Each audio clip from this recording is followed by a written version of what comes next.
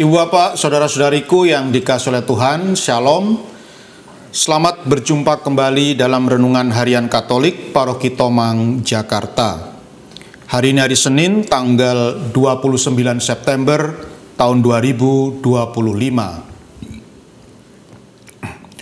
Tema renungan kita hari ini adalah Allah yang paling baik mengenal kita. Ibu Bapak, saudara-saudariku yang dikasihi oleh Tuhan, suatu kali saya ditemui oleh salah satu umat kami di Paroki Tomang. Kebetulan dia itu adalah seorang pemilik bengkel mobil yang sangat laris yang sangat terkenal di daerah Kemanggisan. Dan dalam obrolan Bapak ini berkata kepada saya tentang riwayat hidupnya, tentang perjalanan hidupnya. Dia bercerita kepada saya bahwa dulu ketika dia lulus SMA, ketika dia bahkan sebelum masuk SMP, bahkan ketika Bapak ini masih kecil, Bapak ini mempunyai cita-cita ingin menjadi seorang dokter, maka dia pun kemudian terus belajar dengan keras, belajar dengan sungguh-sungguh. Dan ketika Bapak ini sudah lulus SMA, maka dia pun mengutarakan keinginannya kepada orang tuanya bahwa dia ingin kuliah di Fakultas Kedokteran, Namun sayang sekali rupanya orang tuanya tidak mempunyai dana yang cukup untuk masuk Fakultas Kedokteran. Maka kemudian cita-cita dari Bapak ini untuk bisa kuliah di Fakultas Kedokteran pun akhirnya menjadi kandas, karena menurut orang tuanya kalau sekolah kedokteran itu pasti akan butuh biaya yang sangat besar, yang sangat banyak, dan orang tua merasa tidak mampu. Tetapi kalau Bapak ini mau kuliah teknik, teknik mesin atau teknik sipil atau teknik elektro, orang tua menyanggupi, Maka kemudian di tengah-tengah kekecewaannya, kemudian Bapak ini pun akhirnya dia setuju untuk kuliah di Fakultas Teknik Mesin, di satu universitas. Tetapi dia tetap menyimpan rasa kecewa yang sangat mendalam, Bahkan dia juga sempat kecewa dan marah kepada Tuhan, Kenapa Tuhan menghalang-halangi cita-citanya untuk menjadi seorang dokter, Mengapa Tuhan itu melahirkan dia di tengah-tengah keluarga yang sederhana, Coba seandainya dia dilahirkan di sebuah keluarga yang kaya raya, pasti untuk masuk di sekolah kedokteran itu bukan masalah, dan dia bisa menjadi seorang dokter, bahkan mungkin dokter yang terkenal. Tetapi apa daya, akhirnya dia hanya bisa kuliah di Fakultas Teknik saja, dan itu pun juga bukan universitas yang tersohor, tetapi di sebuah universitas yang tidak terlalu terkenal. Bapak ini sempat menyimpan rasa kecewa dan rasa marah kepada Tuhan cukup lama, sampai puluhan tahun, dia merasa kecewa dengan Tuhan, karena pengalaman hidupnya. Tapi kemudian di sela-sela kekecewaannya itu, dia kemudian karena punya pengetahuan dan pengalaman di bidang mesin, maka kemudian atas dorongan istrinya dia membuka sebuah bengkel mobil, dan rupanya Tuhan cukup memberkati bengkel mobil ini. Akhirnya sekarang menjadi bengkel mobil yang sangat laris, dan sangat cukup terkenal. Dan dia begitu sibuk setiap hari untuk melayani para pelanggannya, Dan pada waktu itu ya ketika dia sudah punya bengkel itu dia masih belum terbersit ya, belum terbersit sedikit pun tidak terbersit dalam pikirannya betapa Allah itu memiliki rancangan yang sangat indah bagi hidupnya ya, sampai ketika suatu hari sang istri ya, itu berkata kepada bapak ini ya, jadi kalau dulu Tuhan itu tidak mengabulkan atau tidak mengizinkan kamu menjadi seorang dokter ya, untuk masuk sekolah kedokteran dan menjadi seorang dokter, rupanya itu adalah rancangan yang sangat indah dari Tuhan ya, rupanya itu merupakan rencana Tuhan yang sungguh sangat indah ya. Mungkin seandainya dulu kamu masuk sekolah kedokteran dan menjadi dokter, mungkin kamu pasti tidak akan punya bengkel mobil yang demikian laris ya, dan demikian banyak pelanggannya ya. Tetapi rupanya Tuhan itu sungguh mengatur hidupmu begitu indah ya.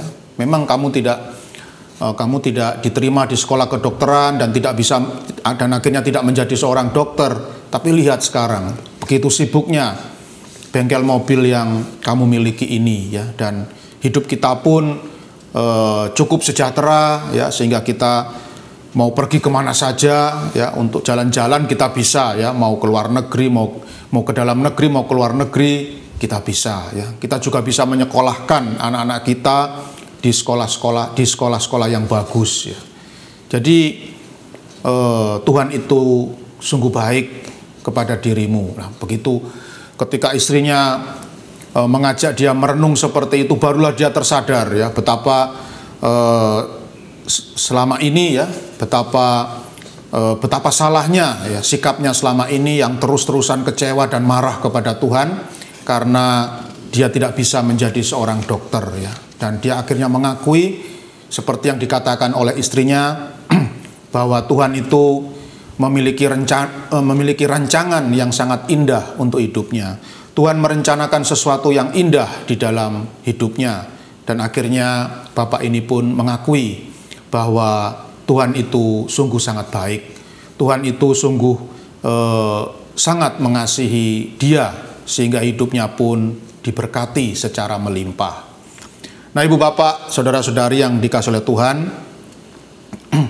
dalam Injil Yohanes bab 1 ayat 47 sampai 51 yang dibacakan dalam perayaan Ekaristi hari ini, dikisahkan tentang seorang yang bernama Nathanael yang diajak oleh temannya yang bernama Filipus untuk datang bergabung dengan para murid Yesus ya, menjadi murid Yesus.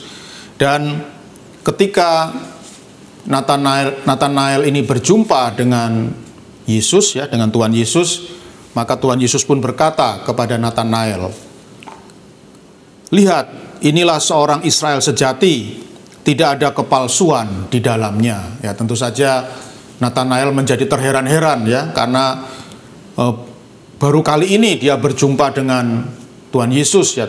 Lalu bagaimana Tuhan Yesus bisa berkata bahwa dia adalah seorang Israel yang sejati, yang tidak ada kepalsuan di dalamnya ya, padahal baru ketemu ya. Maka kemudian Nathanael pun berkata kepada Tuhan Yesus, "Bagaimana engkau mengenal aku?" Ya. Dan Tuhan Yesus pun berkata kepada Nathanael, "Sebelum Filipus memanggil engkau, aku telah melihat engkau di bawah pohon ara." Ya. Dan ini membuat Nathanael semakin terperanjat ya, semakin terheran-heran kepada Tuhan Yesus. Bagaimana dia tahu persis ya bahwa sebelum datang kepada Tuhan Yesus, dia memang betul-betul sedang berada di bawah pohon ara ya, seperti yang dikatakan oleh Tuhan Yesus. Padahal pohon ara itu jaraknya begitu jauh ya, berkilo-kilo dari tempat Tuhan Yesus berdiri ya. Bagaimana Tuhan Yesus bisa tahu ya bahwa dia tadi sedang berada di bawah pohon ara ya. Maka kemudian Nathanael pun berseru kepada Tuhan Yesus, "Rabi, engkau anak Allah, engkau raja orang Israel."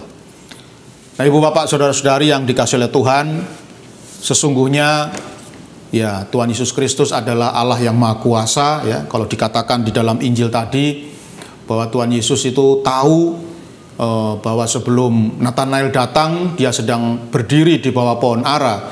Sebenarnya bahkan ya sebelum Nathanael dilahirkan di dunia ini, Tuhan Yesus itu sudah sangat mengenal Nathanael, ya, juga kita, ya.